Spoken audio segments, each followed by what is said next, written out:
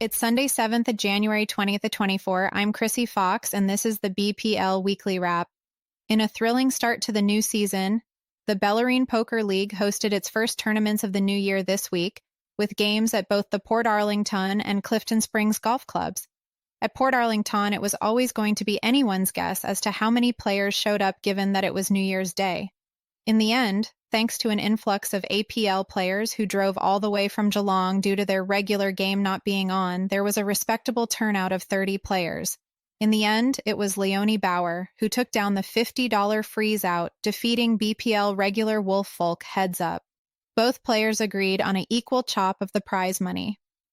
The BPL show then packed up and drove down the Port Highway, setting up in preparation for Tuesday's game at Clifton Springs.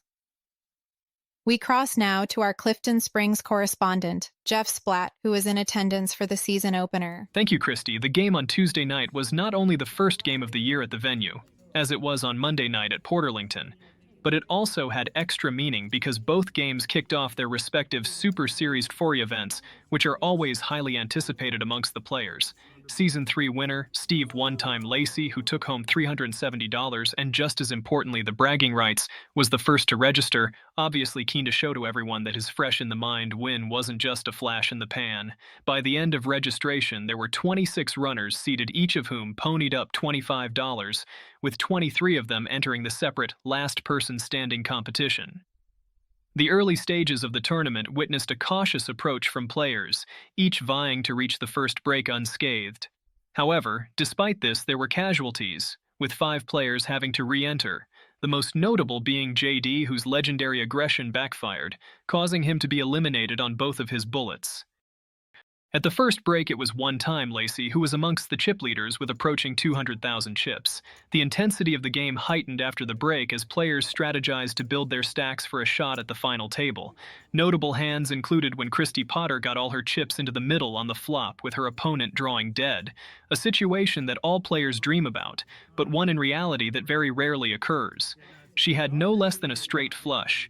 In another hand, Colin Lemaitre got his remaining chips into the middle pre-flop holding a suited ace, only to be called by Daniel Matarazzo, aka Daniel's son, in the big blind, who supposedly was priced in holding the princely 2-5 offsuit. Colin immediately called his own demise, saying that he was going to be rivered, a prediction that was one street off. A 3 on the turn gave Daniel a straight and a lock on the hand. In a pivotal hand, Gulnara Heaver doubled through Mike the King Nares when her King Jack got there against Mike's pocket fours. Then when Alex Saka, a visitor from Melbourne, was eliminated in 10th, the final table was set, headed by Daniel's son with close to 300,000 chips.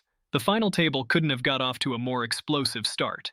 In the very first hand, Brett Lotes and Brendan Potter, two above-average stacks, got it all in on the flop, with Brett holding top pair up against Brendan's second pair and royal flush draw. With the $300 royal flush jackpot in play, Brett wasn't the only one that was anxious, with BPL management holding their breaths. With the river card a repeat jack, the jackpot didn't go off, but Brendan scooped the massive pot with trip jacks.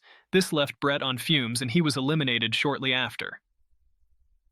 A few hands later, the two chip leaders then squared off, and it was Daniel's son who called off his stack with second pair to find out the bad news that One-Time Lacey had flopped a straight.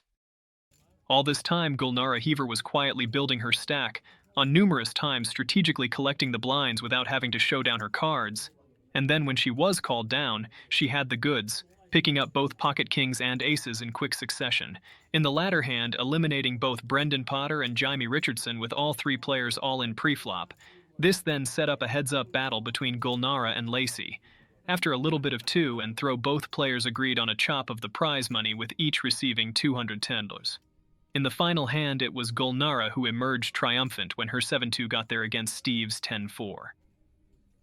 For more details and updates, enthusiasts are encouraged to check the Bellarine Poker League's Facebook page and subscribe to their YouTube channel for future broadcasts.